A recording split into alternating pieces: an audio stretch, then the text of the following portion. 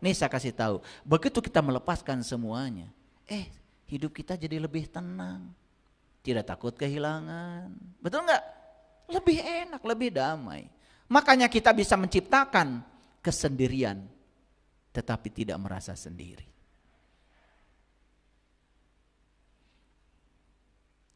Jadi naik gunung tadi saya bilang kalau bebannya terlalu banyak kan susah naiknya. Betul enggak? Sama. Mau mencapai puncak kesadaran tapi terlalu banyak beban. Lepaskan. Makanya kita diajarkan untuk belajar melepaskan. Nah, naik gunung harus waspada ya di setiap langkah. Karena jalannya juga kadang-kadang tidak ada tangganya. Betul? Itu tangga alami aja, jarang orang yang ke sana. Waspada di setiap langkah. Makanya kalau orang jatuh ketika jalan, itu karena pikirannya sudah ketujuan. Satu langkah ke depan dia tidak tahu. Nih saya kasih tahu, pernah nggak Bapak Ibu kacugak sahur orang Sunda? Ya? Pernah? Pernah. Apa bahasa Indonesianya kacugak? Ya ketusuk duri lah. Kapan kejadiannya?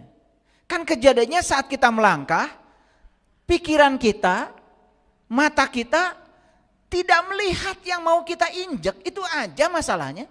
Bukan di 1000 langkah, bukan di 100 langkah. Kacugak teh salangkah. Jadi 1 langkah ke depan saja kita tidak waspada. Sampai akhirnya ketusuk duri. Makanya kalau saya suka bilang, kalian tijali ke berarti pikiran maneh teh di mana? Ketusuk duri berarti pikiran kamu ada di mana? Bayangkan 1 langkah ke depan aja kita tidak waspada. Bagaimana 1000 langkah? Makanya hidup itu sehari, waspada aja sehari, besok ditentukan oleh hari ini. Sederhana itu kok. Ya. Oke. Coba belajar waspada. Kalau mau membicarakan orang waspada. Mau nulis status waspada. Apapun waspada. Ini kira-kira yang saya bicarakan, yang saya tulis menyinggung orang tidak? Makanya kan ya orang pertama yang mendengar suara kita itu diri kita. Coba telinga saya paling dekat ke mulut saya. Tapi dengan ibu jauh walaupun telinganya ada. Kan orang pertama yang mendengar suara saya itu adalah telinga saya. Nikmati setiap pemandangan, setiap tahapan. Jadi kalau naik gunung nikmati setiap tahapan. Baru di sini nikmati aja. Tong dibejakeun ka batur. Nikmati aja. Ya. Naik lagi tahapan nikmati lagi. Naik lagi tahapan nikmat lagi. Ada perasaan di sini. Makin tinggi saya mendaki, kok pemandangan yang saya lihat semakin indah. Itulah hidup. Makanya di puncak kesadaran, di Sidratil Muntaha, seperti di puncak gunung. Cuma 2, pemandangannya indah dan hawanya sejuk. Ya, aduh di puncak gunung, pemandangannya indah, semilir angin. Ya, ke tubuh itu beda rasanya itu. Kenapa? Oksigennya di sana lebih banyak. Sama hadirin, di puncak kesadaran spiritual, seseorang akan dapat 2. Pemandangan yang indah dan selalu sejuk. Lihat tuh orang-orang yang sudah mencapai kesadaran tinggi, sejuk. Ya. Hidupnya itu tenang, walaupun duit banyak juga gak masalah.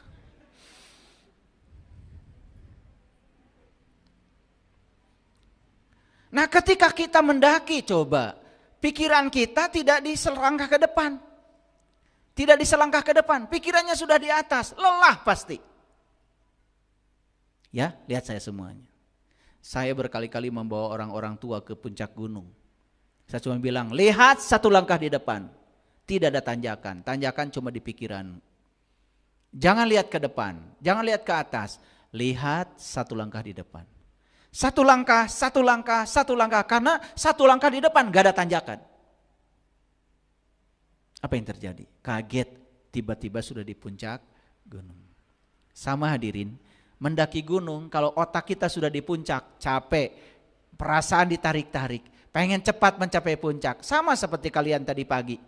Pengen cepat sampai di sini, tidak bisa menikmati perjalanan di jalan. Begitu macet pasti dikeluhkan. Orang ngalengin sedikit aja pasti protes. Karena otakmu sudah di sini, pikiranmu sudah di sini. Coba ketika naik mobil, naik sepeda motor, hadir sepenuhnya di setiap saat, di setiap tempat. Nikmati udara yang menempa tubuh kita. Nikmati semua pemandangan di situ, terima semua apa adanya. Makanya perjalananmu akan menjadi perjalanan yang penuh sukacita. Tapi kalau kita selalu pikirannya di depan, saya ingin ke masjid ini dan pikiran sudah di sini, pasti akan terburu-buru, pengen cepat sampai, kadang-kadang marah, tersinggung. Itulah yang kita lakukan selama ini. Itu yang saya sering sebut hadir di sini saat ini sekarang tuh begitu, nikmati setiap momen. Mengerti? Ya, ini diulang-ulang sama saya biar ngerti. Makanya ketika kita mau naik puncak gunung, banyak mengeluh, protes, capek, gak sampai di sana. Tapi yang tekun menerima setiap jalan, licinnya diterima, datarnya diterima, turunnya diterima, naiknya diterima, dinikmati semua, berjalan dengan meditasi, dengan meditatif. Tahu-tahu sampai di puncak gunung, gak lelah. Makanya banyak yang sering saya ajak naik gunung, gimana tadi perjalanan? Kok saya gak capek ya Pak? Nah itu. Karena pikiranmu hadir di setiap langkah. Langkahmu meditasi. Tapi yang pikirannya sudah di pusat, lelah. Begitu hidup kita. Ini yang suka lelah. Karena pikirannya terus ke besok. Ke lusa, tahun yang akan datang. Betul gak? Tidak hadir di sini saat ini sekarang. Makanya kita tidak pernah mencapai Sidra Al-Muntaha. Apalagi ada keinginan ingin cepat sampai. Ini saya kasih tahu. Kalian belajar spiritual ingin cepat bisa, ingin cepat sampai. Semakin tidak cepat bisa, semakin tidak mudah untuk sampai. Tapi kalau melepaskan semuanya, ikuti aja petunjuk kurikulumnya yang diajarkan oleh, yang dianggap guru oleh kita. Ikuti aja. Step by step. Tidak ingin cepat bisa, tidak ingin cepat ini, tidak jadi kolektor ilmu. Jalani semuanya. Keren. Makanya saya perhatikan ya, dalam spiritual itu, saking sudah berpengalaman saya ini, ya, orang-orang yang biasa-biasa saja, tidak menggebu-gebu, spiritualnya itu maju pelan-pelan. Tapi yang pengen cepat bisa, ya, makanya ada istilah, jangan terlalu dekat dengan guru, kamu akan terbakar. Tapi jangan terlalu jauh dari guru, kamu tidak akan mendapatkan cahayanya. Maksudnya, pepatah itu, belajar spiritual itu, udah, jalanin aja. Tenang aja. Yang penting hikmat, bakti, maka berkah Allah akan datang. Paham sampai sini? Oke. Nah, inilah di Quran surat Al-Balad ayat 90. Surat ke-90 ayat 11 sampai 13. Ini ada kata-kata bagus. Perhatikan. Alam naj'al lahu ainain. Bukankah kami telah memberikan kepadanya 2 buah penglihatan. Jadi setiap kita tuh dikasih 2 penglihatan. Bukan 2 mata ya. Bukan 2 mata ya. 2 penglihatan. Ya, awas bukan 2 mata. Kalau 2 mata ya ini 2 penglihatan. Mata ini walaupun 2, dua-duanya hanya bisa melihat sesuatu yang bersifat lahir. Ini sebangsa mata, kornea mata, daging, darah di sini. Materi, tetapi dikasih energi oleh Sang Maha Melihat dengan kehadirannya di sini, maka ini menjadi fungsional dan bisa melihat. Tapi yang dilihat oleh mata ini hanya semua yang bersifat materi. Kalau begitu ada satu mata lagi, ada yang disebut dengan mata jiwa, mata ruh, mata kolbu, Sang Manikmaya, banyak sebutannya. Disebut juga Batara Guru, banyak sebutannya. Disebut juga mata ketiga, ya pokoknya apapun sebutannya gak penting. Yang penting kita punya satu penglihatan lagi. Itu spesial penglihatan itu untuk menyaksikan yang imateri, yang melampaui semua materi. Pertanyaannya, hidup kita dengan Satu penglihatan sekarang atau dua penglihatan? Yang belum tahu berarti masih satu penglihatan, sering ketipu. Makanya harus dibuka penglihatan yang lain. Ini kata Allah. Walisanan wasafatain, lidah dan dua bibir. Lihat saya sini semuanya. Dari tadi memperhatikan saya bicara. Saya itu bisa bicara lancar seperti ini karena di tengah ada lidah. Dan lidah saya itu kan menari-nari, ke atas ke bawah, ke atas ke bawah, menyentuh bibir atas, menyentuh bibir bawah. Dan semua kata-kata saya mengalir itu karena ada atas dan bawah, sehingga lidah ini menjadi sempurna. Maka untuk sempurna ada atas, ada bawah, ada baik, ada buruk, ada benar, ada salah, ada negatif, ada positif. Lampu juga tidak mungkin nyala kalau cuma positif aja, ada negatifnya. Maka belajar menerima dalam hidup. Jangan hidup hanya menerima yang kita ingin. Hidup juga harus belajar menerima yang tidak kita ingin. Maka kalau kita bisa belajar menerima dua-duanya, hidupmu menjadi sempurna dan damai. Dari mana sebetulnya ketidakdamaian itu? Karena di sini disetting. Otak kita disetting hanya bisa menerima yang kita mau. Betul? Coba. Saya suami pengen begini. Begitu dia melakukan yang tidak begini, nolak, marah, kecewa. Kenapa? Tahu nggak? Gara-gara suami atau gara-gara diri kita? Gara-gara diri kita tidak ngasih ruang. Ketika suami melakukan yang berbeda dengan keinginan kita, di sini nggak ada ruangnya. Kalau di sini sudah diberi ruang, sudah. Begitu melakukan begini diterima, begitu melakukan begitu juga diterima. Itu suami saya. Baiknya diterima, buruknya diterima. Lagi kerja duitnya banyak diterima, lagi tidak punya kerja duitnya sedikit diterima. Itu suami saya. Coba hidup begitu. Sederhana enggak? Sederhana. Jadi sebetulnya yang membuat hidup kita ruwet itu apa? Karena kita tidak mau mendaki gunung. Kita tidak mau meningkatkan kapasitas diri. Masalahnya banyak tetapi ilmunya gitu-gitu aja. Kesadarannya gitu-gitu aja. Lihat sini sekali lagi. Lidah saya bisa mengeluarkan suara yang teratur seperti ini karena ada dua bibir, atas bawah. Sok kalian bicara, tahan tah bibir satu. Sok bicara, tahan tah bibir nuluhur. Ya. Gak akan bisa bicara. Karena bicara itu kan tuh, ya gerak-gerak kan, bibir atas, bibir bawah gerak-gerak. Bekerja sama, membangun suara dengan sempurna. Ini walisanan wasafatain. Hebat ya Quran. Lanjut. Wahadainahu najdain. Dan kami telah menunjukkan dua jalan kata Allah. Tapi hebatnya Allah menunjukkan dua jalan tapi Allah tidak menyuruh kita memilih salah satunya. Hati-hati ini ayat ini. Allah menunjukkan dua jalan tapi tidak menyuruh kita mengambil satu-satunya. Nih saya kasih tahu Bapak, Ibu Bapak. Nah tadi pasangan kita ada baiknya, setuju? Satu jalan. Ada kekurangannya? Ada. Satu jalan.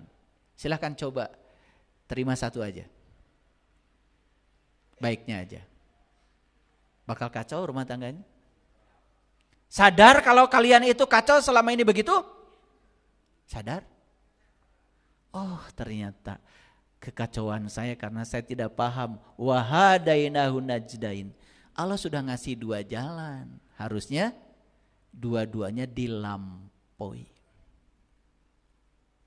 Bukan dipilih salah satu. Rudet kalian.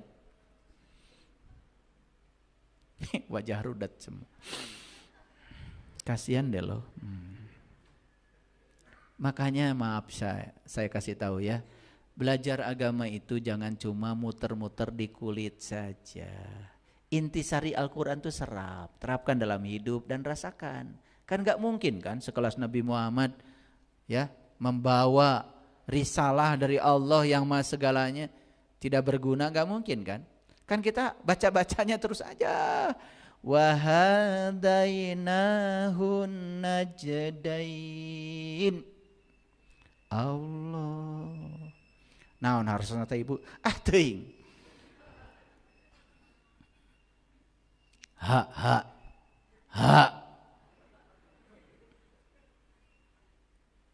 Awas, sanes ha Bu. Ha waha. Palintar Ibu palebadinya. Betul nggak? Iya. Sekarang ngerti? Allah ngasih berapa jalan? Nyuruh memilih salah satu? Tidak. Alam semesta ini diciptakan dari positif dan negatif. Ibu, bapak, moal aya jalmi iman lamun teu anu teu iman mah. Betul? Enggak ada orang baik kalau enggak ada orang yang kurang baik. Betul? Ya Allah. Hati-hati. Kalau semua orang di semesta ini baik, semesta ini kehilangan keseimbangannya. Makanya untung ya kalau kalian minta rezeki yang berlimpah sama Allah, gak dikasih semuanya sama Allah. Kalau dikasih semuanya susah hidup kita. Betul gak? Iya, saya mau nembok aja harus sendiri kata Allah. Oh udah heken, udah benghar kabeh. Kan sekarang kita menikmati kesempurnaan, betul gak? Ada yang butuh pekerjaan, ada yang punya uang. Nikmat banget hidup. Makanya saya tidak sering merasakan ya kalau karyawan saya sedang nembok gitu. Luar biasa ya. Dia dapat uang 150.000 dari jam 8 sampai jam 4 sore. Gak berhenti-berhenti bekerja demi anak istrinya. Padahal bagi saya uang 150.000 beda kan nilainya dengan bagi mereka. Tapi saya apresiasi. Itu orang soleh. Kalau nggak ada mereka, gedung-gedung saya juga tidak mungkin bisa dibangun. Betul nggak? Makanya jangan pernah menyepelekan mereka. Gajinya dahulukan. Ya. Kalau mau pergi, jangan mentang-mentang nunda gaji karyawan. Maaf ya, saya sedang di luar kota. Gajian ditunda dulu. Ya Allah, makan nggak bisa ditunda. Coba belajar merasakan. Nanti uang akan betah di rumah kita. Karena apa? Karena uang digunakan untuk membahagiakan orang lain. Dengan cara yang lebih terhormat. Ya, kalau ingin tahu dirindukan uang, ikut pelatihannya. Nanti bulan November dibuka lagi. Ikut saya bukan apa-apa ya. Saya itu ingin ngasih pengalaman, bukan teori. Bukti nyata. Ternyata hidup tidak sesulit yang kita bayangkan kalau tahu rahasianya. Karena kita hidup seperti kebanyakan orang, betul nggak? Iya. Kita mengcopy orang. Iya. Kita berpikir bahwa uang itu hanya bisa didapat dengan kerja keras. Ya sudah, khusus buat kamu yang berpikir begitu, untuk dapat uang harus kerja keras. Tuh ada orang tuh bikin lagu, judulnya Mantra Uang. Kaya. Bikin lagu. Uang selalu datang ke rekeningku. Puluhan ratusan miliar selalu. Kaya raya sehat bahagia diriku. Hati penuh rasa syukur. Uang mengalir deras dalam hidupku. Terus menerus menghujaniku. Hidup beruntung dan berkelimpahan. Kaya raya sehat bahagia. Hidupku kini mudah. Hidupku kini indah. Semua yang kubutuhkan selalu ada. Tubuhku semakin sehat. Jiwaku semakin kuat. Terima kasih Tuhan, ku bahagia. Bikin lagu keren banget. Saya nyanyi tiap hari lagu itu.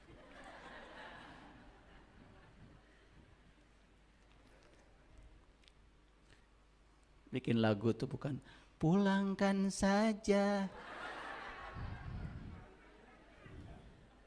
Kalian kalau mau nyanyi karaokean hati-hati. Jadi doa nanti dipulangkan beneran.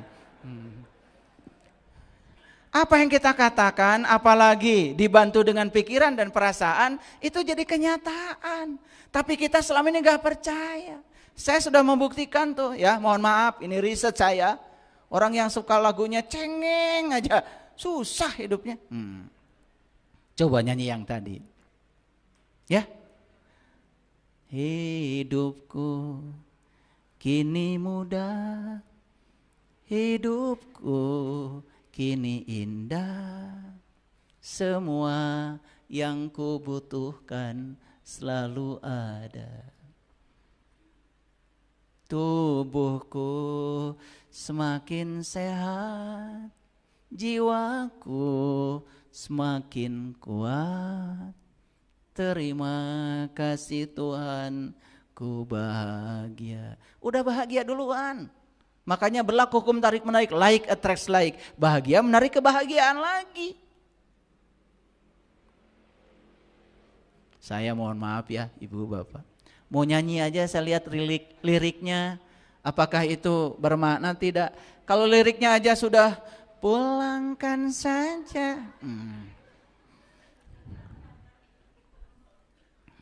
Dibalikin tah. Itu energi, itu hukum tarik menarik. Ya.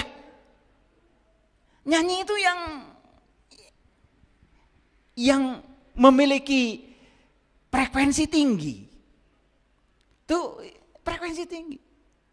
Waduh, penonton YouTube-nya aja 1,96 juta. Dari YouTube aja udah berapa dia dapat uang. Lagunya aja begitu. Ya. Nyanyi ya lagu itu ya. Mau ngaji ke saya aja gak punya ongkos. Ya Allah.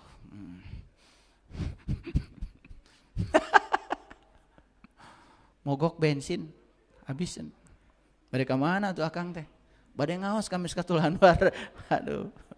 Bagaimana tubuh badi sehat, jiwa jadi kuat. Ya, uang memang bukan segalanya. Uang tidak dibawa mati. Tapi gak punya uang cepat. Iya, ada bari bahasa karena orang Sunda mah harta tatalang raga, betul nggak? Iya. Ada yang jantungnya kesumbat karena punya uang. Kata Pak Dokter, ini harus dikasih balon. Cet, kasih balon. Cer. Darahnya jalan lagi. Harta tatalang raga. Betul? Iya. Punya uang banyak itu agamis, punya uang banyak itu islamis. Punya uang banyak itu spiritual. Kalau ada orang bilang punya uang banyak itu duniawi, salah. Gak ada masjid ini kalau gak ada uang. Setuju? Ini karpet yang kalian dudukin 500.000. 1 meter. Saya kasih karpet yang bagus biar semuanya nyaman di masjid ini. Pakai apa? Iya. Coba sujud di karpet ini, insya Allah gak akan ada bekasnya. Empuk. Mau sujud lama boleh. Ya. Iya. Jadi Allah bilang, wahadainahu najdain, kami telah menunjukkan kepadamu 2 jalan. Tapi kata Allah, jangan pilih salah satu. Tapi Allah menawarkan satu jalan yang hebat. Apa kata Allah? Fala aqtahamal aqabah, tidakkah kau mencoba jalan mendaki? Malah disuruh mendaki. Begitu kita mendaki, maka kita akan melihat, oh dua-duanya bagus. Oh ternyata dua-duanya sempurna. Kalau kita sudah punya kesadaran untuk melihatnya, tidak terjebak benar salah, baik buruk lagi. Semuanya indah. Begitu sampai di kesadaran tertentu, oh ternyata kekurangan pasanganku berkah dari Allah. Saya tidak mungkin punya kesadaran seperti hari ini kalau pasangan saya bukan yang itu. Ketidaksabarannya ternyata indah. Gampang marahnya ternyata luar biasa berkah. Saya belajar sabar dari dia. Tuh baru kelihatan tuh. Betul gak? Iya, karena mencoba jalan mendaki. Jadi selama ini Bapak Ibu, ini perhatikan. Yang hidupnya penuh dengan konflik. Karena kalian hanya memilih satu jalan. Tidak siap menerima kesempurnaan semesta apa adanya. Jadi kalau saya mau bertanya Sobat Ibu, apakah kehidupan kita hari ini sudah sempurna? Sempurna. Siapa yang tidak sempurna? Nih, cara kita menerima kehidupan yang harus diperbaiki. Semua baik-baik saja. Paham? Mulai rai-rayan gitu, cara raang? Lumayan lah, ya.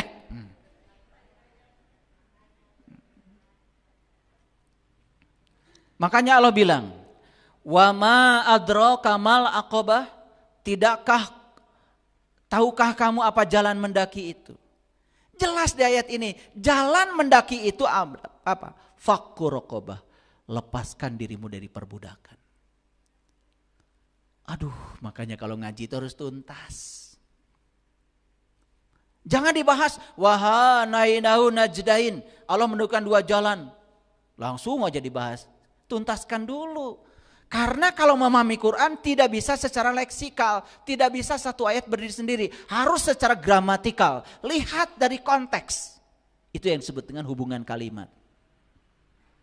Makanya belajar kecerdasan itu lewat bahasa, Bapak Ibu. Itu yang disebutnya keterampilan menyimak. Gagal paham kalau memahaminya satu ayat harus utuh. Konteksnya apa? Makanya di ayat ini Allah mengatakan, apa yang disebut dengan jalan mendaki? Kata Allah, tahukah kamu jalan mendaki itu? Fakku raqabah, bebaskan dirimu dari perbudakan. Yuk kita lihat sini. Selama ini kita diperbudak oleh benar salah, baik buruk. Itu yang memperbudak kita. Sekarang jangan izinkan dia memperbudak kita. Terima dua-duanya apa adanya. Itulah yang disebut dengan jalan mendaki. Paham? Jadi selama ini mendaki tidak Ibu Bapak? Pantesan ya. Makanya gak sampai di puncak gunung. Pemandangan etadei. Betul? Melihat keburukan sebagai keburukan. Melihat musibah sebagai musibah. Melihat kekurangan orang sebagai kekurangan. Kan pintar ngomongkan batur wungkul. Abdi mah dasana nyarios. Iya mah kanggo urang we. Sokara ritu tah. Pika sebeleun. Bapak Ibu, begitu kita mendaki, bisa menerima semua orang apa adanya. Coba rasakan nanti, Bapak Ibu mulai tenang, pikiran gak loncat-loncat lagi. Percaya kalau ini adalah rencana Allah yang hebat. Kan tadi, saya bilang di pembukaan tadi, kenapa lihat orang sedang rehab rumah tidak marah-marah? Karena tahu rencana rumah sedang direhab. Tapi kenapa ketika kita mendapatkan yang tidak kita sukai dalam hidup marah-marah? Karena kita tidak tahu kalau kita sedang direhab oleh Allah. Kita tidak ikut planningnya Allah. Hadirin, saya kasih tahu, tidak ada di semesta ini, tidak ada kejadian tanpa kehadirannya. Gak ada. Lanjut? Oke. Makanya di Quran banyak sekali istilah gunung di Quran tuh banyak. Tapi sayang sekali gunung di Quran hanya dipahami sebagai gunung secara fisik. Padahal kalau dipahami secara fisik gak nyambung. Coba lihat ayat ini. Dan ingatlah ketika kami mengambil janji dari kamu, kata Allah. Dan kami angkat gunung di atasmu. Seraya Allah berfirman, pegang teguh apa yang kami pertunjukkan kepadamu. Dan ingat apa yang selalu di dalamnya agar kamu bertakwa. Silakan Bapak Ibu, pahami gunung sebagai gunung Galunggung, nyambung nggak? Pahami gunung sebagai gunung Tursina tuh, cenah di situ. Sok pahami gunung sebagai fisik, nyambung nggak? Sekarang saya kasih tahu. Coba kita pahami gunung sebagai kesadaran. Pahami gunung sebagai Sidrah Al-Muntaha. Kan Nabi Muhammad juga bertemu Tuhan di puncak kesadarannya.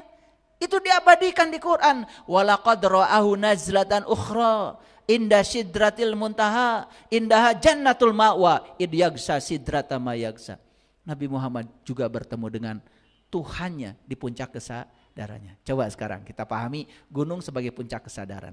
Yuk, dan ingatlah ketika kami mengambil janji darimu. Jadi kita disuruh apa?